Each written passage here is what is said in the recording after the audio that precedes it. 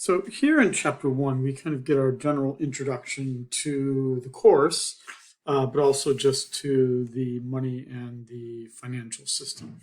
So keep in mind here as we're going through this, I'm working with the slides that are from the fourth edition. Um, if you're not using the fourth edition, things won't change, shouldn't be too different. Okay, so I'm just going to skip over learning objectives because these will be pretty clear as we go through this. Okay. Sorry, 1 second. Okay. So the idea here is, why does the financial system matter?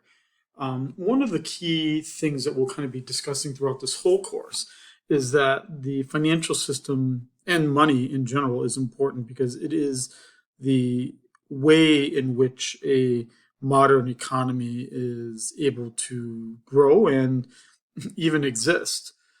And if we look at something like,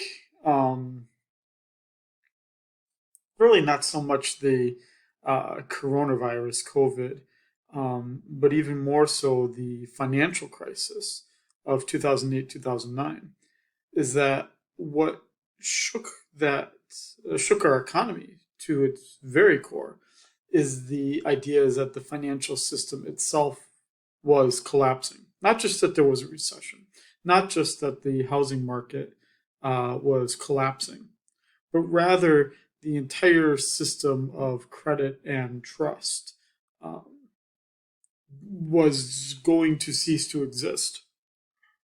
And outside of the Great Depression of the 1930s, um, that's really the only other time that's happened in the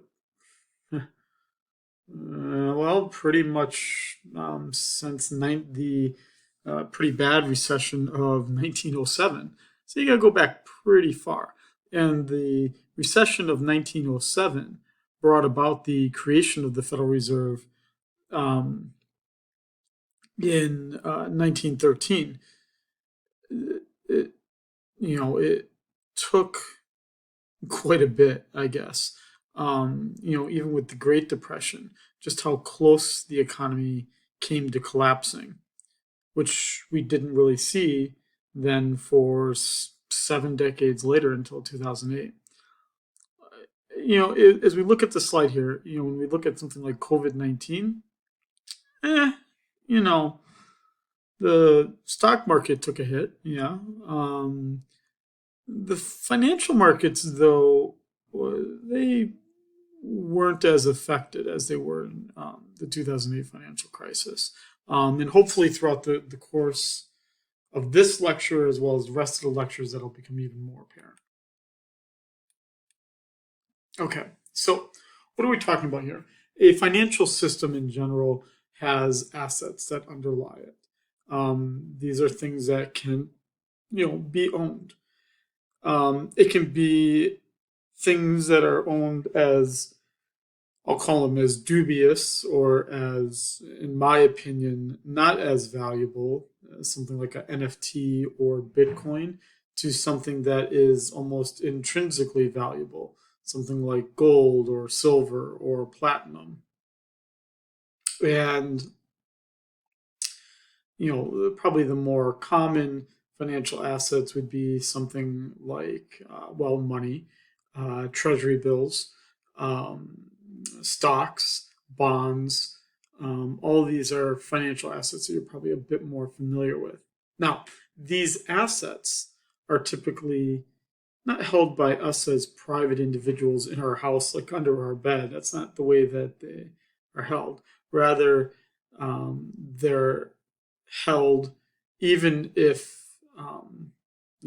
in care of an individual by financial institutions.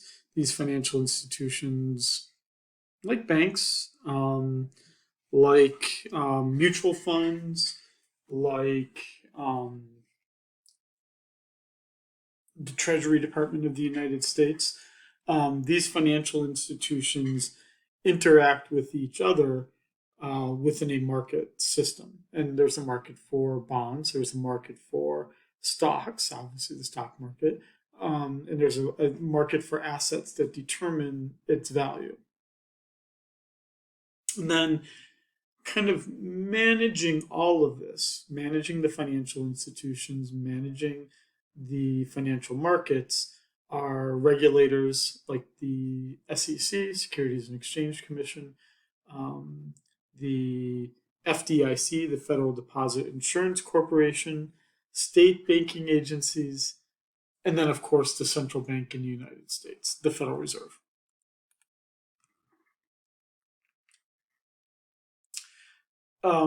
Again, these, as just so you have a sense too of how I work these lectures, I'm talking about them, about the slides are here so that you have something visual to kind of attach your eyes to. I'm just talking freely as I would if we were in our lecture.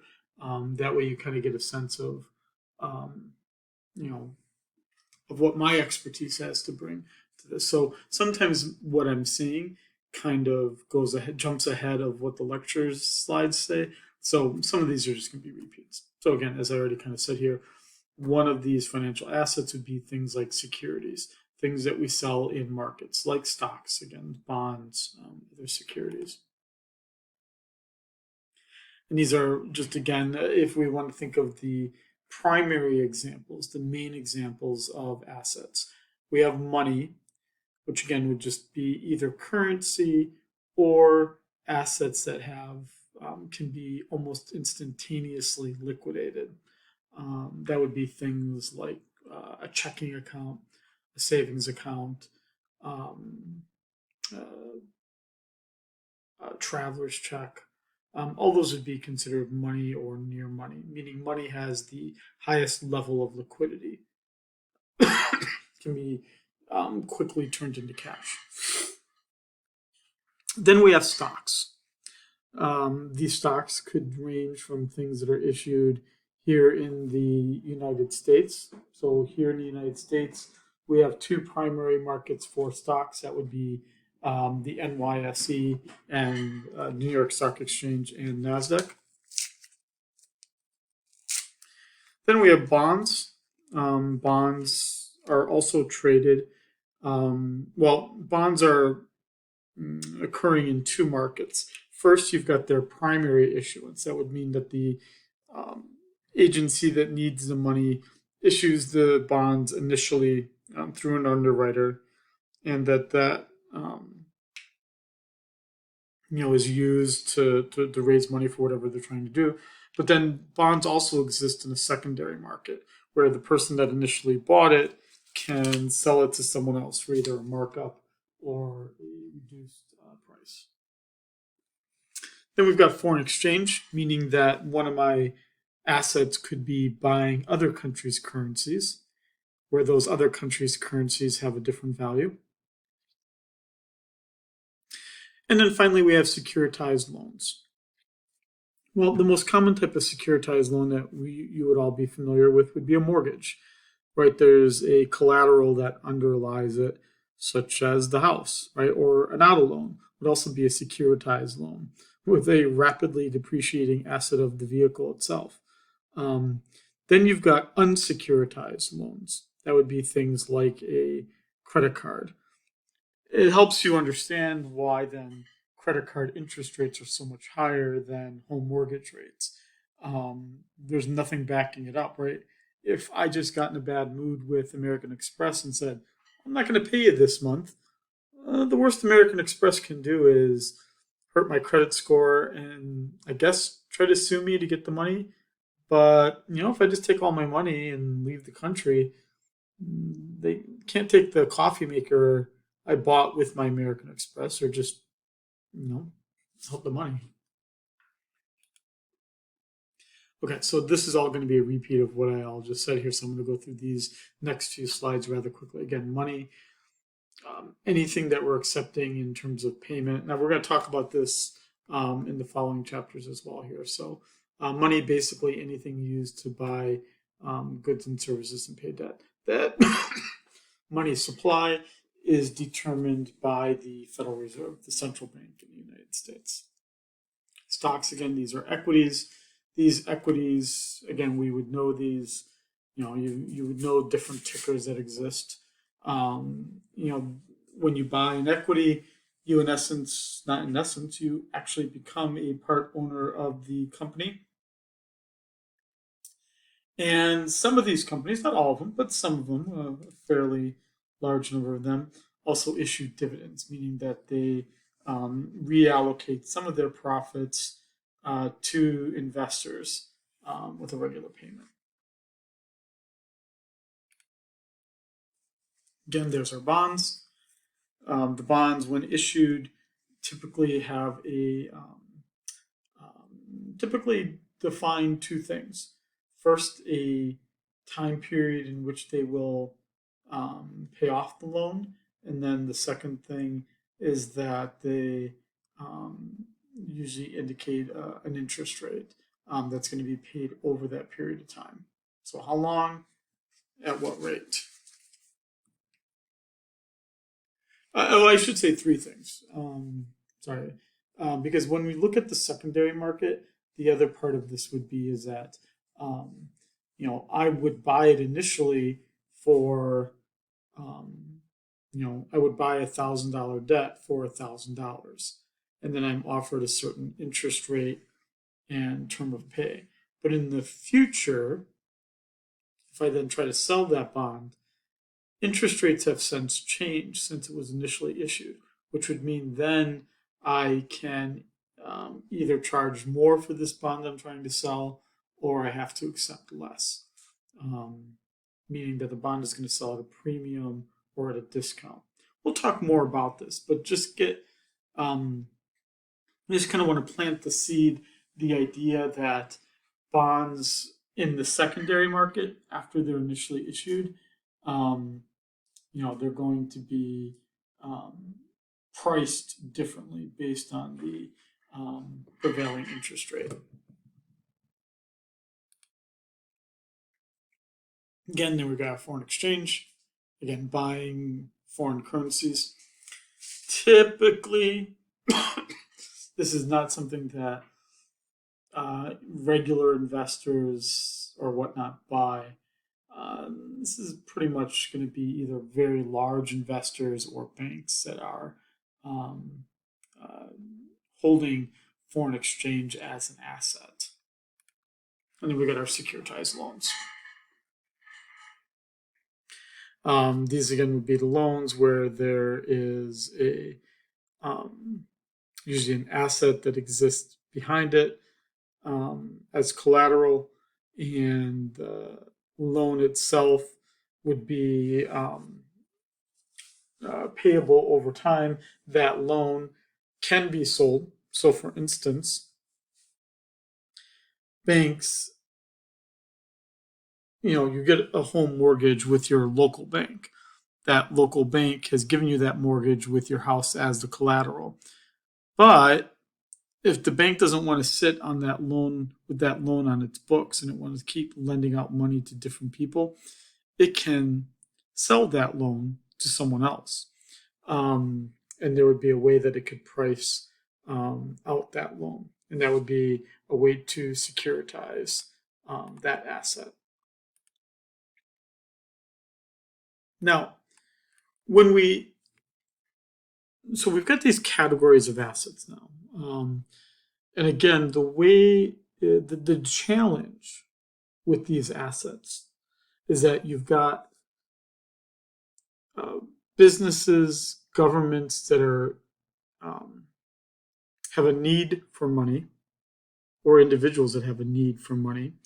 And then you've got the same groups, individuals, governments, businesses, that could also be saving money.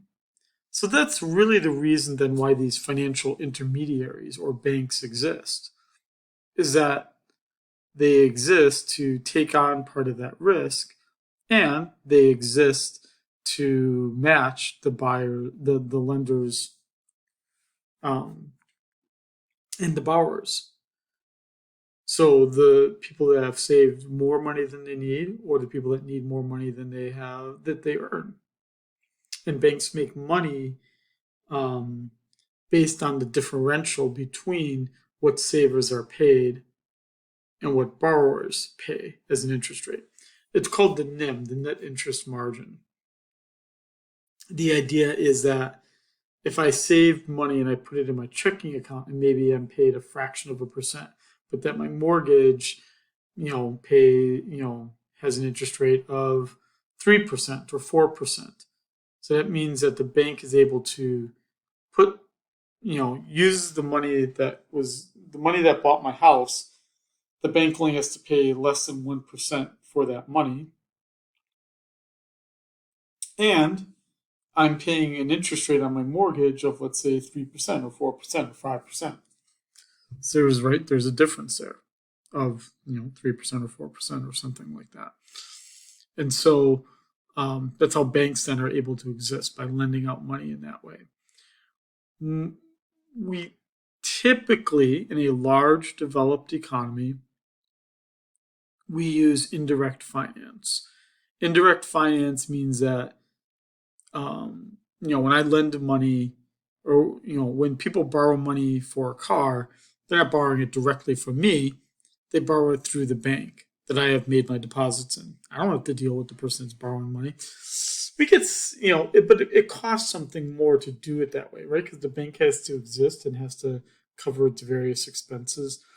Direct finance, we don't have a lot of examples of direct finance. Probably the two that kind of strike me or come to my mind here are things like so the U.S. Treasury Department, the Treasury of the United States, to keep its expenses lower, has a system called Treasury Direct, which would mean that I, as a individual investor, can go and I can look at the various auctions. Let's just look at one that's happening, or one that just happened. So the idea here is that I would set up an account on Treasury Direct. I would link it to my checking account to kind of get the money out there. And I could have gone in and as a bidder, as a person bidding, I could have bought a bond I could have bought a 29-year, 10-month bond. We don't know the results. We know the results of some of these here. 29-year, 11-month, 30-year bond. Let's look at what the 30-year bond results were. I'm looking at this for the first time as you. So it looks like they issued $50 million they issued $25 billion in 30-year bonds. On a non-competitive basis, $50 million was bought. That means the rest of it was competitive. So these people just went in and bought it for a certain price that was determined. And then on a competitive basis, let's look at what it was. Determined by competition. People bought bonds and they were able to achieve a interest rate depending on that bidding process of between 4.25 and 4.31% for a bond that will pay out in the year 2054. And the idea is the Treasury Department, the U.S. government, received its need for $25 billion by 24,949,794,000. They got pretty darn close to their 25 billion needed. From the competitive standpoint, then you add in the amount that was non-competitive, which would be the $50 million, and they got just a little bit more than they needed, but within $14,000, not bad. Okay, so that's all determined directly, direct finance. The only other example I can think of, it's a very different one, is U-Haul. U-Haul, I guess, doesn't want to deal with banks either for its needs. Um, they have something called like Investors Club, I think. Yeah, Investors Club. Um, let's see what they've got going on.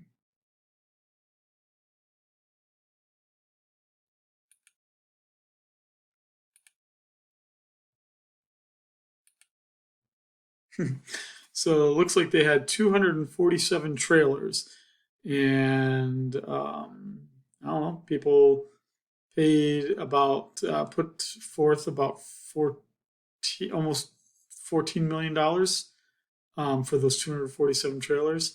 Then you've got real estate, you've got actual places, $64 million. Dollies again. So the idea with direct finance is that you're keeping your expenses low. Um, by removing the bank as the intermediary.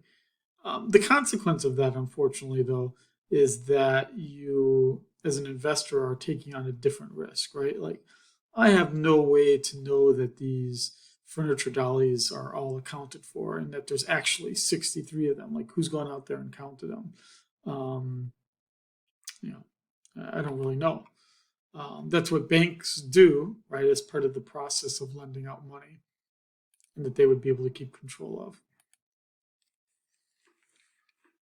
And so this is what we see here then is that the financial system as it exists to kind of facilitate when we talk about the financial system, when we talk, kind of really, let's see, we're really kind of talking about here that, as banks exist in this system here, the idea is that they're getting savings of others and that they're paying a lower interest rate and that banks are lending out money to others and that they're charging a higher interest rate. And that again, these banks make money based on the NIM, the net interest margin. And for people who invest in banks as a business, usually investors look pretty closely at what that net interest margin is. If we look at any large bank, so let's see here.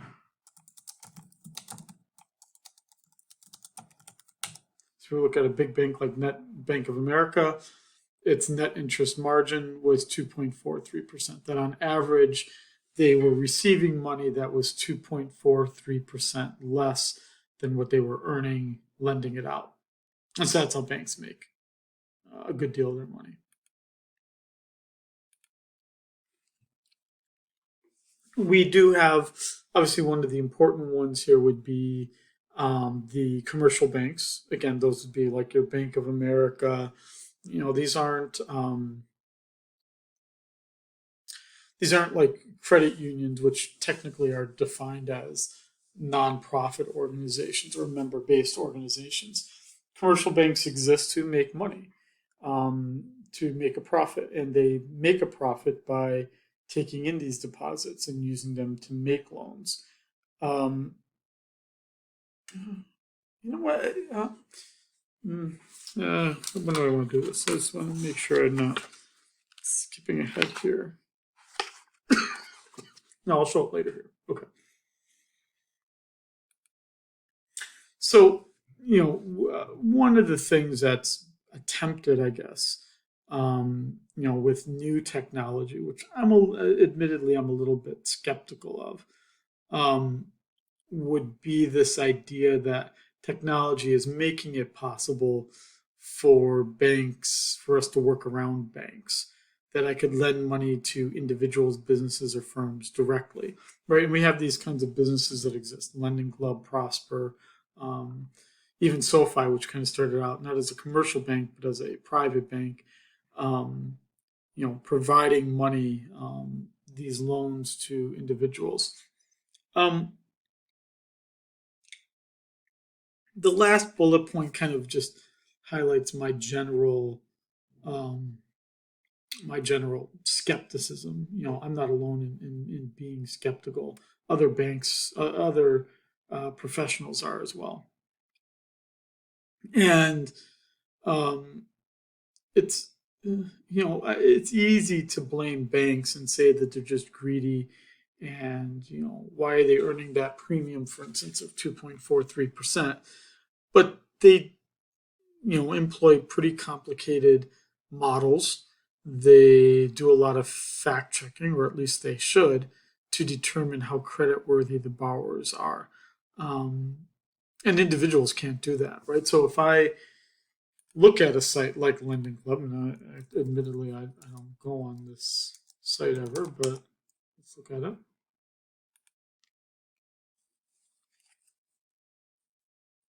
No, this is not a bank. Basically, I would just go to them, and other people would be providing the money that I'm then, borrowing to do all these kinds of things.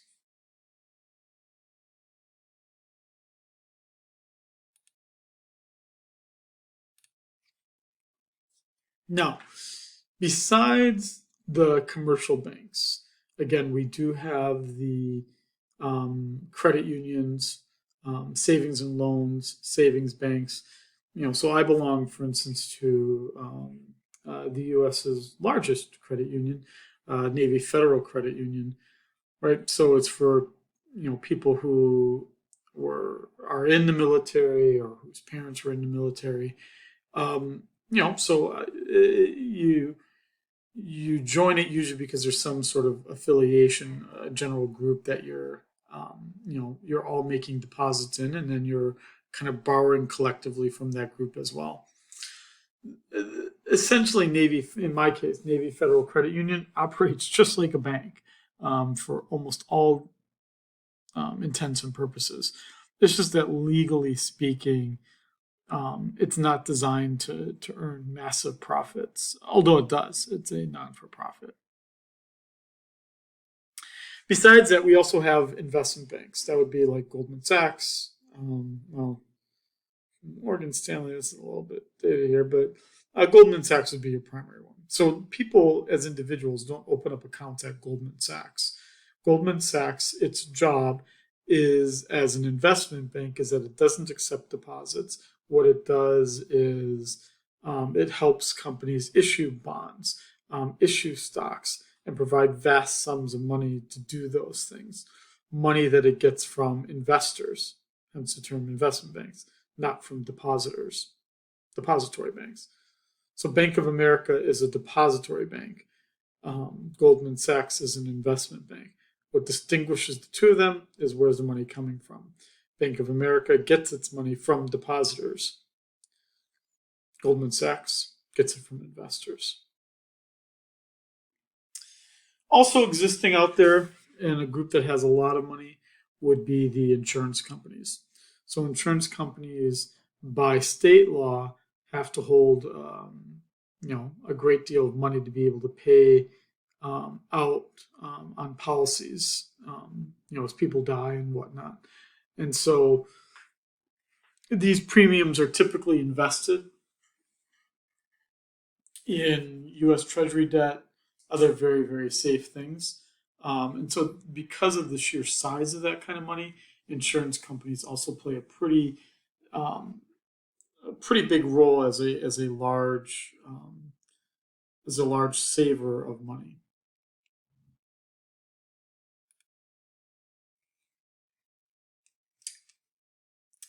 Then other large savers of money, the big one would be pension funds. Now these are a little bit antiquated, but as a person who works for the state, I don't put money in a 401k.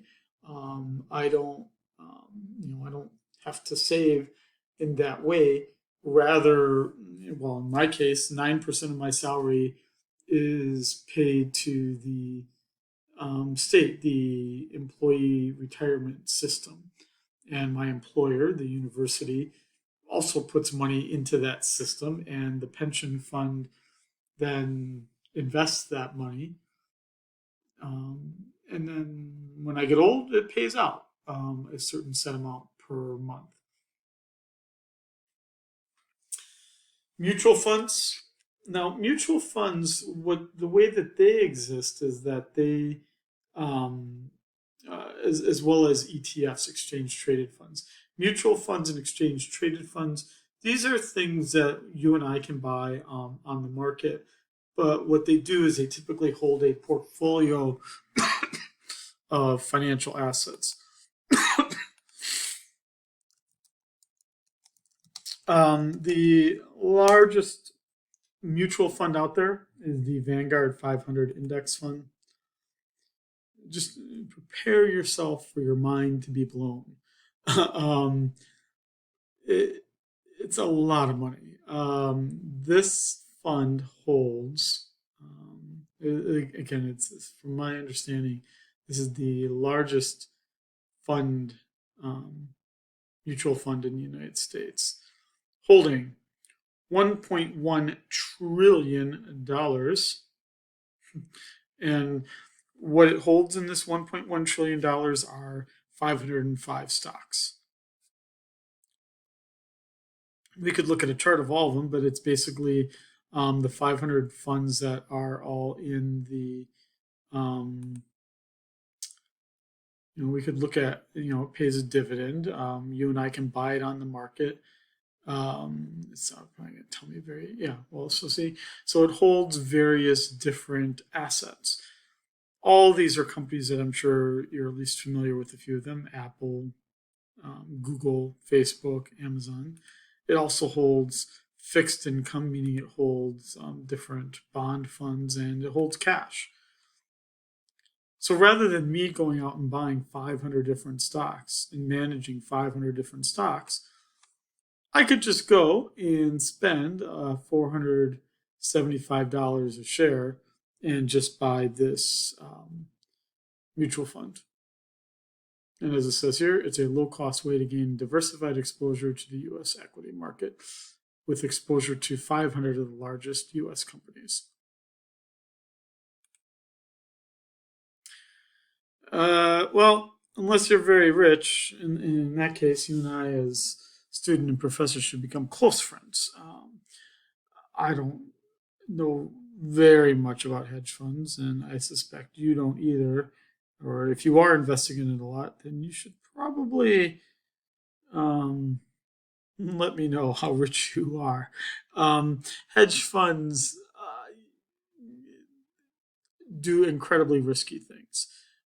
Usually, it's very wealthy investors who are considered knowledgeable, experienced investors, and then they make risky investments, such as shorting different equities, betting on disasters to happen so that they can get a large payout. They will invest in very difficult to price assets, such as like future electricity prices, pretty complicated things. The idea, though, is that because you're taking on so much risk, you can potentially make a lot of money if that hedge fund invests it properly. These markets, again, for these assets, as I said about the two, we have the NYSE, the New York Stock Exchange, and then we have the NASDAQ, and where things are either being sold, things can be sold in the primary market or the secondary market. So typically, there are many days of the month where there's being a stock that's being issued for the very first time. It's what's called its IPO, its initial public offering. And that would be where you're seeing the markets acting as a primary market. Doesn't happen very often, though. But most things that are issued are in the secondary markets, meaning that I am buying an already existing share of a company. I don't think any IPOs came out today. The big one that came out this week was, what is it today? April 4th. The big one that came out late last week was Trump Media issued stock for its, what's that thing? Truth Social. So it put it had built a system and a kind of like Twitter kind of system, and issued it that way. I'm trying to see here if it'll say anything about.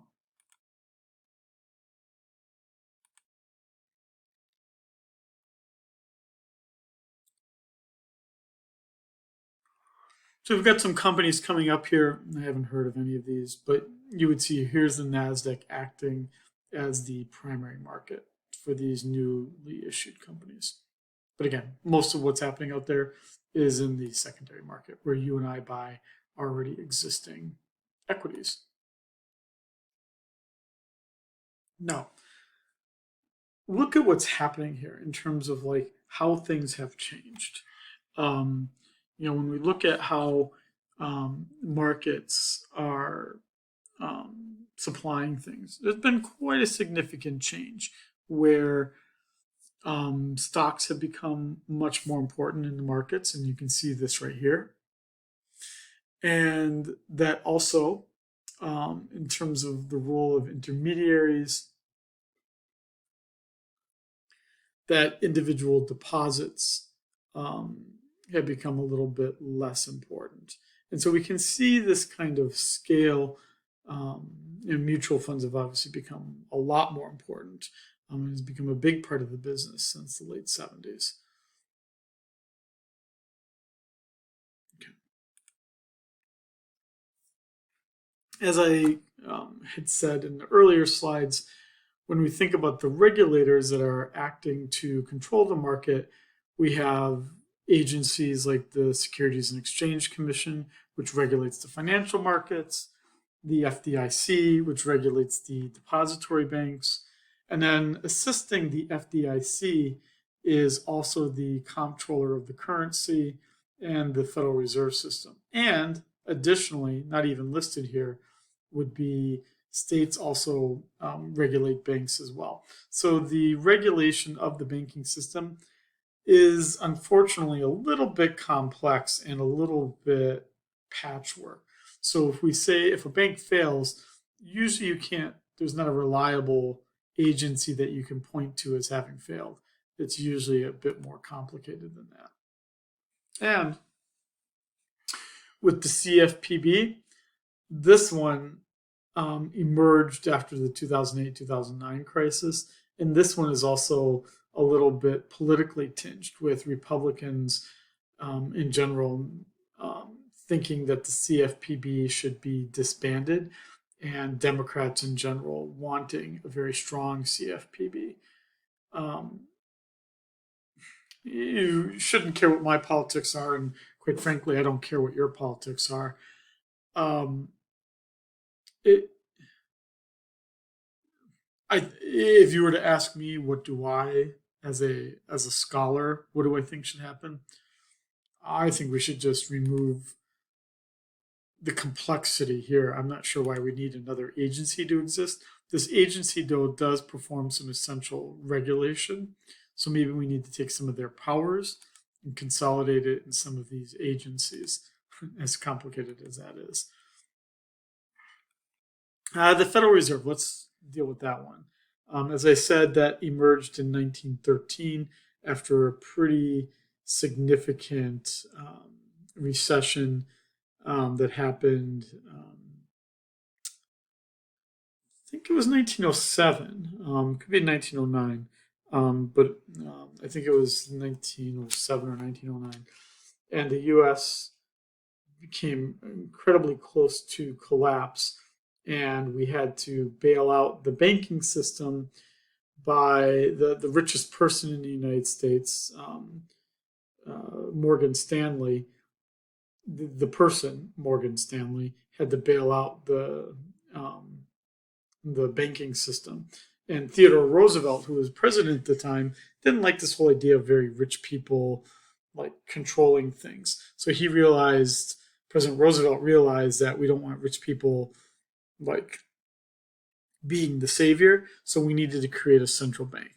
Now, the United States has had central banks ever since the beginning of the country. I've never seen it like Hamilton, but Alexander Hamilton, one of our first Treasury secretaries, would have been exactly the kind of person that would have favored the creation of a um, central bank. So we had a first U.S. bank, which was kind of our first central bank. Then we had a second one. After the first one, after it stopped, we had a second one. It stopped during the Jackson administration, Andrew Jackson administration in the 1820s. And then we went for a really long time after that without any central banking, again, until the early 1900s when we really needed it. Well, now, what does the central bank do, the Federal Reserve do? Its primary role is that it is the lender of last resort. It lends out money when no one else will. That role becomes important during a crisis, such as the 2007 to 2009 financial crisis, but also during things like COVID as well, is that you get some building of trust in the system with the central bank.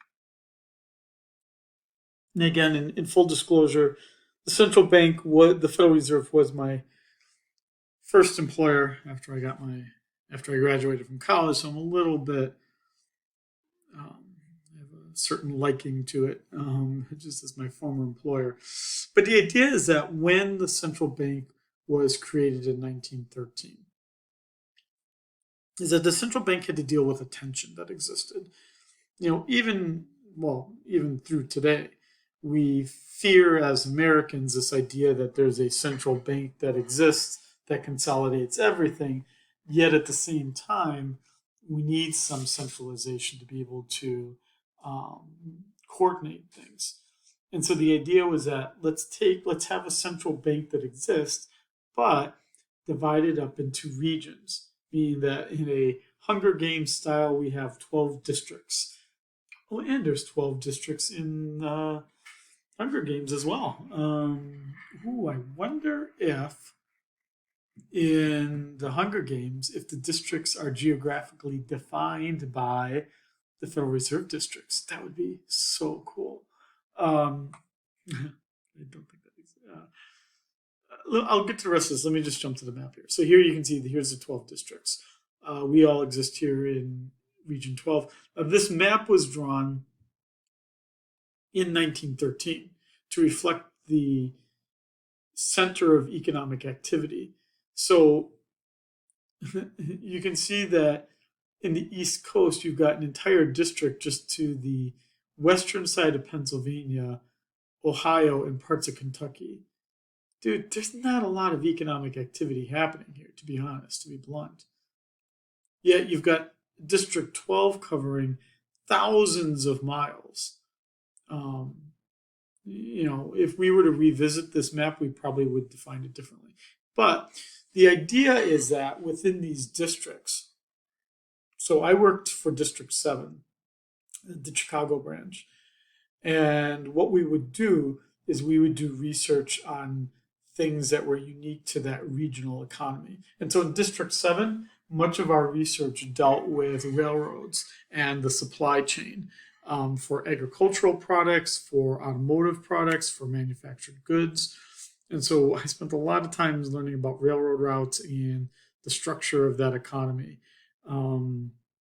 Right. And the focus would be different for District 9, which does a lot on agriculture, as opposed to District 2, which is New York, which would focus a lot on the financial markets. Okay, let's go back here.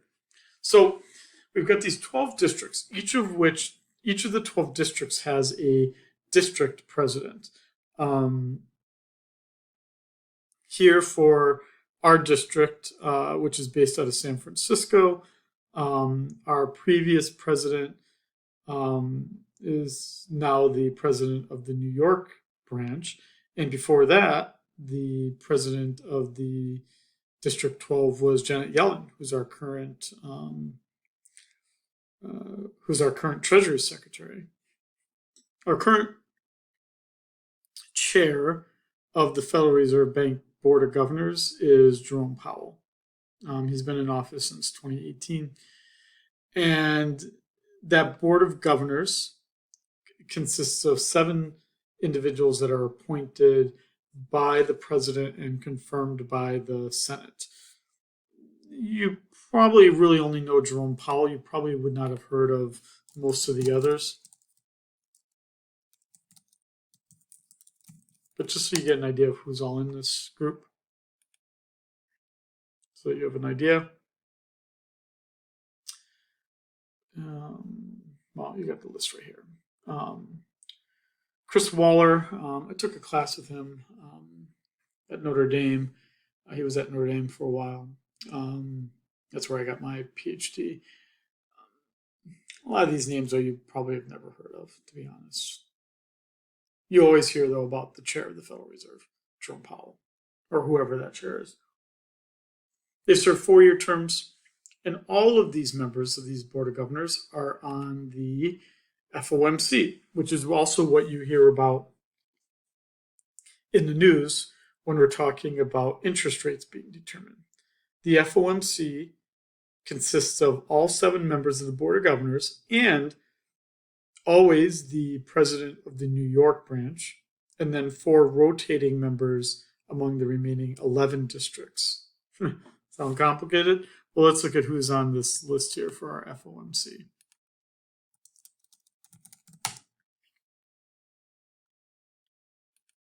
So in the FOMC right now, as I said, we've always got the Board of Governors members, and we always have New York. So that would be John Williams, who is our former, for District 12, that's our former president of our, and now Richmond's on here this, I think for 2 years, 3 years. But see here, you can see the rotation. New York's always represented, and then they just rotate. Who else is on it? And that would be a pretty powerful committee, because what that committee does is it meets 8 times a year to determine the federal funds rate, which, if you're watching the news, they just call it the interest rate. The federal funds rate, technically speaking, it's the targeted rate of what they want banks to charge each other for essentially overnight loans. Why would banks lend each other money for an overnight loan? Because they've maybe lent out too much money. They need some way to ensure that they're, that they've got some way to, meet their minimum requirements. Now, the idea of, what do banks do to earn the money that they have? The financial system shares risk. They provide liquidity, and they provide some degree of information.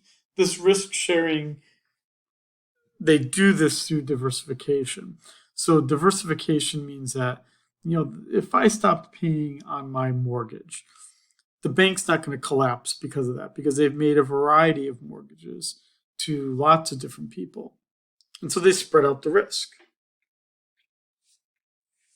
By spreading it out, individuals can fail to pay their loan for whatever reason, and the system will still exist. They also provide, again, this degree of liquidity that, you can own something. For instance, I own a house that doesn't have a lot of liquidity, meaning it would take a while to turn it into cash. At the same time, I was able to buy it because banks exist that can provide me the money right away to be able to buy that house. And within these banks, there's also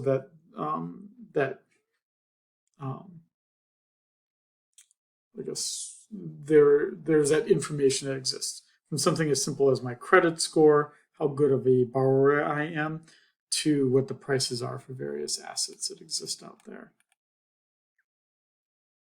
Okay, I'm not going to talk about these solved problems here just because they, we'll kind of talk about them a little bit more later.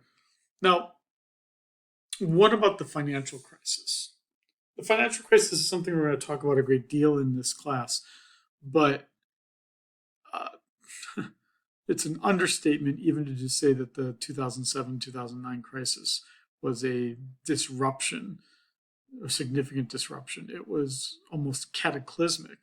I don't even know why they're throwing 2020 in there. 2020 was, with COVID, was nowhere near as off-putting or unsettling as the 2007-2009 crisis. We really truly came incredibly close to collapse with that crisis. Like within, I don't know, 48 hours of collapse of the entire United States economy that had been built over 2 centuries of time, almost collapsed in September um, of 2007. I'll repeat that again just because it's that significant. That, sorry, 2008. That, you've got 200 years of the American economy growing, and that, again, in September of 2008, second week, third week of 2008, you've got the economy within hours of collapse. That's pretty significant. Why did it almost collapse? Well, we'll talk a lot more about why we got in that bad way. But the easiest answer would be is that we had a bubble. Now, we've had bubbles before. We've had lots of bubbles. We had one in the late 90s that popped in March of 2001 with internet stocks. But what a bubble, and then the 2008 crisis was brought about by a housing bubble, all brought about by this idea that people make overly optimistic expectations about what the future is going to pay out for those assets. Why did they do that? Well, the idea was that people could buy houses and that the house as an investment would never go down in value, and that people could borrow money rather cheaply with adjustable rate mortgages that could adjust as long as interest rates were low. The problem, though, was that starting in 2005, Ben Bernanke, as Federal Reserve Chair, started to raise interest rates to cool the economy down. So he started doing that in 2005, and as a consequence, the adjustable rate mortgages started to increase in price, which then meant that it was more expensive for people to hold on to houses, and that houses themselves started to fall in value. Now, I'm not trying to say I'm a predictor of financial crises or whatnot, but at the time, so I got my PhD in 2005. So I wasn't buying a house; I was just trying to survive. And then I got my first job in St. Louis, Missouri, and I was preparing to move to St. Louis. Didn't know anything about the town. I'm going somewhere with this story, but I'm preparing to move there. I was in a fraternity in college, and so I called the only person I knew that lived in St. Louis was one of my frat brothers. Called him up and said, "Hey, I'm moving to St. Louis. Can you drive me around while I look at a few apartments?" And he was like, "Oh, actually, I own a few houses. I'll rent you one." And I'm like, "Really? That guy?" I don't remember him being that financially savvy. I just remember him being drunk all the time. That guy owns a house? I mean, that's pretty surprising.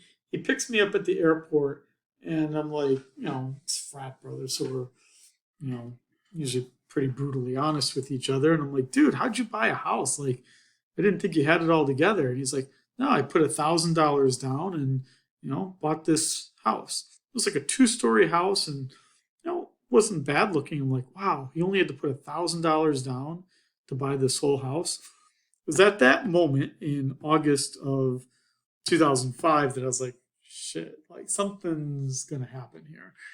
Because there's no way that guy should have ever been able to buy a house for $1,000 down. He obviously financed it with adjustable rate mortgage. By the time I moved out of his place in 2007, nothing had changed, but I don't think he owned it for very much longer after that.